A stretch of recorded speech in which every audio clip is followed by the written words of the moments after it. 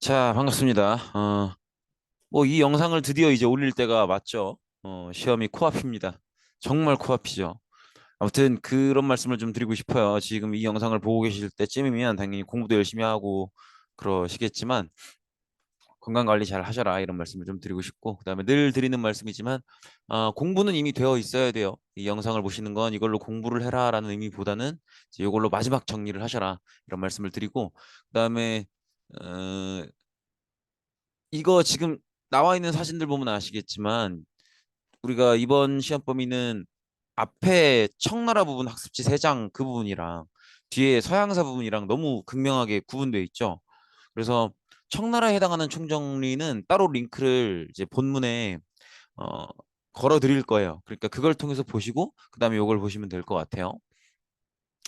아무튼 그렇고 지금 요 보시면 주요 장면들에 해당하는 사진들을 쭉 걸어뒀는데 한 번쯤은 여러분들이 이렇게 쓱 보시면서 이 사진에서 떠올릴 수 있는 것들을 최대한 한번 떠올려 보시고 일시정지 해놓고 이 사진에서 최대한 떠올릴 수 있는 것들은 떠올려 보시고 시작해 보시는 것도 괜찮지 않나 이런 생각이 듭니다. 아무튼 쭉 한번 같이 보도록 하죠. 자신 있습니까? 2학년 2학기 기말고사 총정리입니다. 이 2학년 2학기 기말고사 이제 청나라에 해당하는 부분은 앞서서 말씀드린 것처럼 제가 이 영상이 올라가는 게시글 본문에 링크로 두 가지를 걸어 드릴 거예요. 좀 자세한 버전, 그다음에 간단한 버전 어, 두 가지 꼭 같이 보시도록 하시고 그다음에 이제 서양사에 관련한 부분에서는 1차 세계대전이 그 시작이었죠. 그래서 우리가 보통 1차 세계대전의 배경으로는 크게는 두 가지를 얘기합니다. 국가 간의 식민지 경쟁이 있었고요. 그다음에 유럽 내 민족 간의 갈등이 있었죠. 이 두 가지를 중심으로 보시면 될 텐데 국가 간의 식민지 경쟁은 일단은 독일의 상황을 먼저 이해를 해 주셔야겠죠. 그래서 독일은 요 시기 오면은 이제 통일을 완성했지만 다른 나라들이 이제 식민지 만드는데 막 집중할 동안 통일 작업을 했기 때문에 어, 통일은 완성했지만 식민지가 좀 부족한 상황이었고요. 그리고 요 시기쯤 되면 대부분의 약한 나라들은 이미 어느 나라의 식민지가 되어버려 있는 그런 상태인 거죠. 이 얘기는 즉 독일이 이제 와서 식민지를 늘리려면 다른 열강들과 경쟁을 해야 되는 그런 상황이라는 거죠. 그리고 통일을 완성하는 주역이었던 비스마르크 총리의 입장은 이런 거였죠. 식민지가 적은 건 아쉽지만 그렇다고 해도 더 이상 추가적인 전쟁은 안 된다. 즉 식민지를 더 얻기는 어렵겠다라는 거죠. 그래서 얼마 없지만 얼마 없으면 얼마 없는 대로 그냥 지내야 된다. 여기 이제 비스마르크의 입장이었고요.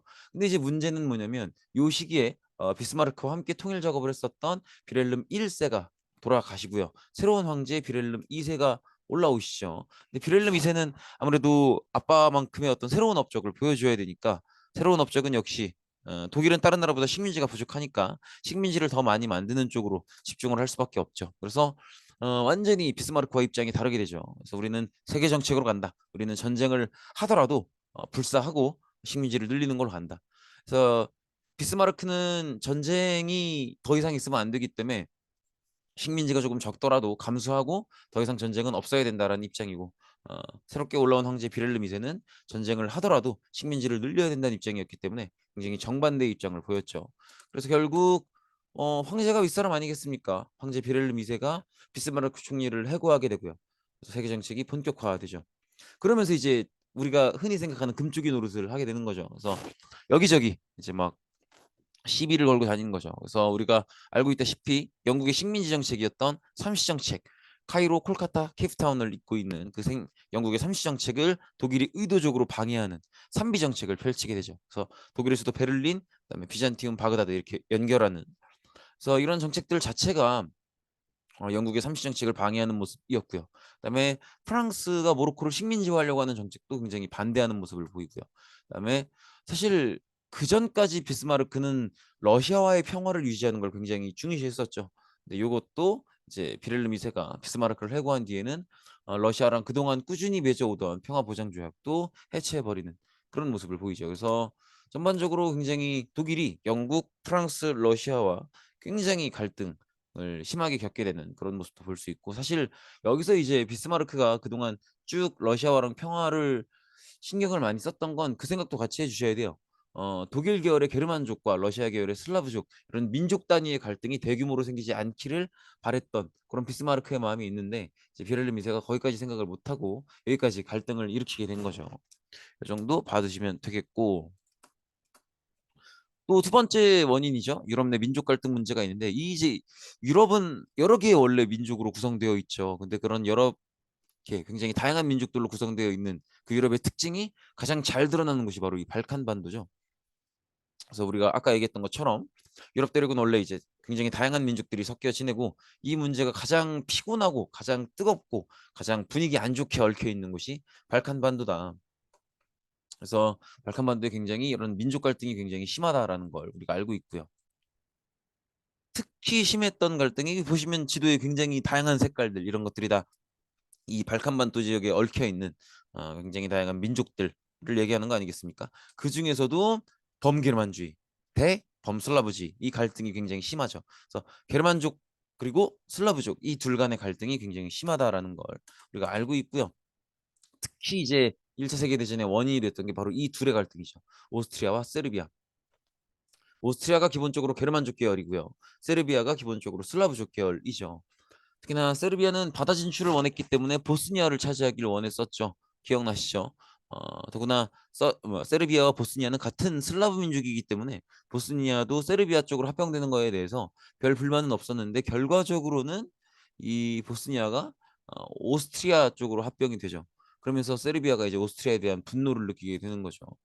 그래서 이 당시에 보스니아 수도 사라예보에 찾아왔었던 오스트리아 황태자 부부를 세르비아의 청년 가브릴로 프린치프 기억나실 거예요. 이 사람이 암살을 하죠. 그러니까 이제 게르만족 황태자 부부를 슬라브족 청년이 암살한 거죠. 왜냐하면 세르비아가 보스니아를 원했는데 그걸 방해했기 때문에. 그래서 결국 어쨌든 세르비아계 즉 슬라브계 청년이 오스트리아 황태자 부부를 죽였기 때문에 오스트리아는 세르비아에 선전포고를 하게 되고요. 이 갈등이 이제 각 민족을 대표하는 나라들한테로 번지는 거죠. 그래서 오스트리아가 이제 세르비아에게 선전포고를 하자 같은 슬라브족 계열인 러시아가 오스트리아에 그리고 또 독일이 러시아에 선전포고를 하게 되는 거죠. 그래서 이렇게 본격적인 전쟁이 시작된다라고 보시면 되겠죠. 이 정도로 보시면 되겠고 그리고 우리가 기억하는 것처럼 우리 기억나시죠? 독일 금쪽이 이 금쪽이로 인해서 독일과 갈등을 겪었던 프랑스, 영국도 어, 러시아 편에 참전을 하게 되죠. 그래서 이제 이런 식으로 1차 세계대전이 본격적으로 벌어지게 됩니다. 그래서 협상국 측에 영국, 프랑스, 러시아, 중국, 일본까지 참전을 하게 되고요. 여기에 상대하는 동맹국 측은 독일, 오스트리아, 오스만 제국 이런 나라들이 참전을 하게 되면서 1차 세계대전이 시작이 되는 거죠. 1차 세계대전 우리 지도 기억하시겠지만 기본적으로 굉장히 고립되어 있는 상태죠. 독일은 어, 동쪽에는 러시아가 있고요. 서쪽에는 프랑스가 있고요. 북쪽으로는 바다 건너 영국이 있는 그렇게 그리고 아래쪽에는 또 이제 알프스 산맥이 있는 그런 굉장히 기본적으로 지리적으로 고립되어 있는 상태고요. 그래서 독일의 전략은 러시아를 다 먹을 수는 없으니까 프랑스부터 빠르게 공격하는 게 독일의 기본 전략이 되겠죠. 그리고 프랑스는 이 속도를 늦추면 되는 거기 때문에 참호전으로 방어를 하게 됩니다. 근데 이 방어 방식이 참호전이 되면서 전쟁이 굉장히 길어지고 또 이 전쟁이 길어지니까 이제 남자들이 계속 전투에 나가야 되죠. 그래서 나라 안에 남자들이 부족해지고 그래서 여성들이 군수품 생산에 투입되기 시작하면서 남자들은 전쟁터에 여자들은 군수품 만드는 공장에 즉 남자나 여자나 할 거 없이 다 전쟁을 위해서 무언가를 하고 있는 총력전 총력전의 형태로 전쟁이 진행되고 있다라는 것도 기억해 주시고 또 어쨌든 여성들이 이 군수품을 만들기 위해서 공장에 진출하고 사회 진출이 강화되면서 여성의 어떤 사회적 위치나 어떤 그런 것들이 다시 한번 고민되는 계기가 되었다라는 것도 생각해 볼 만하고요. 그다음에 요거 까먹으시면 안 되죠. 러시아 혁명으로 러시아는 중간에 빠져나오게 된다는 거. 그다음에 어쨌든 독일은 처음에 프랑스를 빠르게 공격하려고 했는데 그게 잘 안 됐죠. 그래서 이 독일은 고립을 탈피하기 위해서 무제한 잠수함 작전을 펼치는데 이것 때문에 어느 나라가 참전해요? 미국이 참전을 하게 되죠. 사실은 미국은 그동안은 멀로주의 정책, 멀로 독트린 기억나시죠? 유럽 일에는 관계하지 않겠다. 유럽 일은 신경 쓰지 않을 테니까 유럽도 우리 아메리카에 간섭하지 말아라. 그 정책을 유지하고 있었는데 이 독일의 무제한 잠수함 작전으로 인해서 독일의 그러니까 이 작전 때문에 미국의 민간인이 피해를 당하게 되면서 미국이 참전하게 되죠. 그래서 이렇게 보시면 되겠고. 그래서 미국의 참전이 어떤 협상국과 동맹국 사이의 어떤 힘의 균형을 완전히 무너뜨리게 되죠. 그래서 동맹국 측의 독일, 오스트리아, 오스만 제국이 미국 참전을 계기로 와르르 무너지면서 패전을 하게 된다. 이렇게 봐주시면 되겠고, 그다음에 전쟁 도중에 러시아가 혁명 때문에 빠지죠. 그 혁명 얘기를 보자는 건데, 그동안에 러시아는 아무래도 지중해 무역이나 대서양 무역으로부터 좀 떨어져 있으니까, 그러니까 지중해 무역, 대서양 무역에 참여를 잘 못했기 때문에 상업이 별로 발전해 있지 않았고, 그래서 전반적으로 굉장히 후진적이고 더디어 있고 좀 그런 모습을 보이죠. 그렇기 때문에 다른 나라가 산업혁명을 하는 시기에 러시아도 산업혁명을 시도했지만 성공적이지 못했다는 거죠. 러시아가 산업혁명을 시도했지만 그게 잘 안 됐다라는 게 누가 보기에도 부정할 수 없을 정도로 확 드러나 버린 게 러일 전쟁 패배죠. 이제 부동항을 갖기 위해서 조선을 놓고 일본과 경쟁을 하다가 이게 이제 전쟁으로 번진 건데, 사실 일본은 러시아에 비해서는 굉장히 작은 나라잖아요. 그럼에도 불구하고 일본한테 패배했죠. 이런 것들이 러시아가 산업혁명이 완전히 실패했구나라는 걸 보여주는 거죠. 얹어서 러일 전쟁에서 졌다는 건 산업혁명도 잘 안 되고 있고, 산업혁명 말고도 다른 여러 가지 러시아 사회의 각종 다양한 문제점들이 드러난 그런 문제이기도 하죠. 그래서 요걸 계기 삼아서 이제 러시아의 시민들, 백성들이 러시아의 문제점들을 이제 개선하기 위해서 황제에게 이런저런 요구를 하는 시위를 하게 되죠. 근데 이걸 정부에서 폭력 진압을 하게 되죠. 그걸 우리가 피해 일요일 이렇게 부르는 거죠. 그래서 평화롭게 시위하던 시민들이 폭력 진압을 당하니까 오히려 반발심이 커져서 시위 규모가 굉장히 커지게 되고요. 이걸 감당하기 위해서 당시 황제는 뭐 이제 두마라는 이름의 의회도 설치하고 여러 가지 개혁 의지를 보여주지만 사실은 이게 다 껍데기뿐이었죠. 뭐 이렇게 두마에서는 헌법도 의논하지 못하고 뭐 이런 문제들을 보였기 때문에 뭔가 개혁하려는 의지를 보여준 것 같지만 결국 다 구라였다. 이렇게 되면서, 그리고 또 결정적으로 당시에 러시아 황제였던 니콜라이 2세가 1차 대전에 참전을 결정하죠. 근데 사실은 러시아가 슬라브족의 큰형님이다.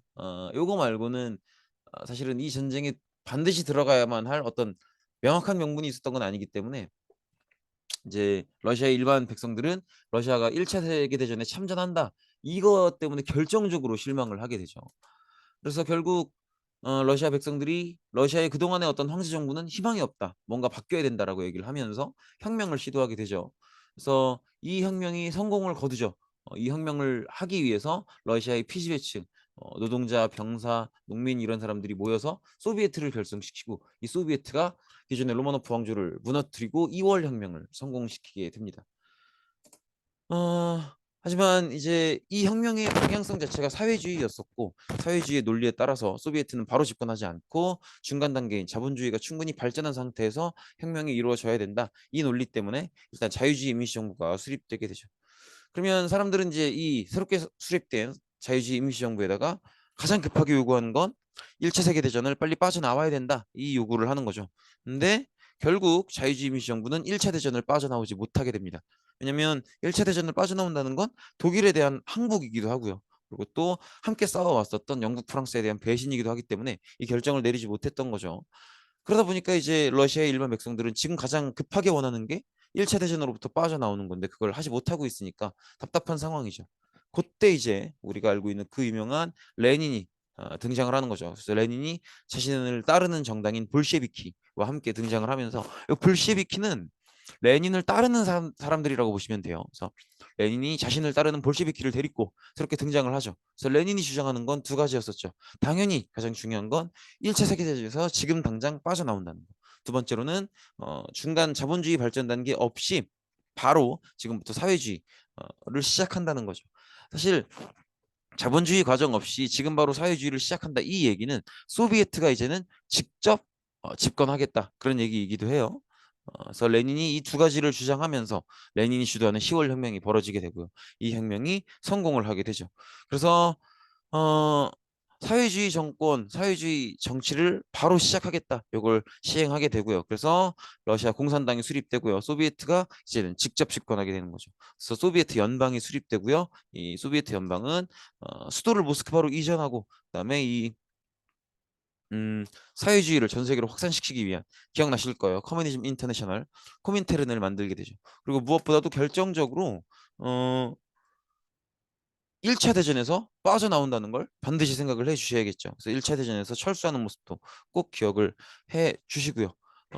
그리고 사회주의 국가답게 경제 정책도 일단은 모든 기업, 모든 생산수단을 정부 걸로 만들어서 노동자들이 공동 운영할 수 있게 하는 공산화 정책을 펼치는데, 이렇다 보니까 이제 경제가 안 좋아지죠. 우리가 기억하다시피 공산주의 경제 정책은 모든 사람들이 열심히 일할 이유가 없게 만들어 버리고 또 제품의 다양성도 없기 때문에 경제가 안 좋아지죠. 그래서 이걸 보고 레닌이 경제를 되살리기 위해서 잠시 자본주의 요소를 도입하는 NEP, 뉴 이코노미 플랜, 신경제 정책을 도입하게 되죠. 꼭 기억을 해 주시고요. 그다음에 이제 레닌을 계승해서 스탈린이 집권을 하는데, 스탈린은 굉장히 자신의 독재를 강화하기 위해서 자신을 정치적으로 반대하는 사람들 혹은 자신이 아닌 다른 사람을 따르는 사람들을 다 탄압하고 학살하는 그런 모습을 보이고요. 그다음에 다시 사회주의적인 경제 정책을 강화해서 집단 농장을 경영하고 5개년 경제개발 계획을 추진하는 그런 모습을 보이죠. 어, 이렇게 봐주시면 되겠고,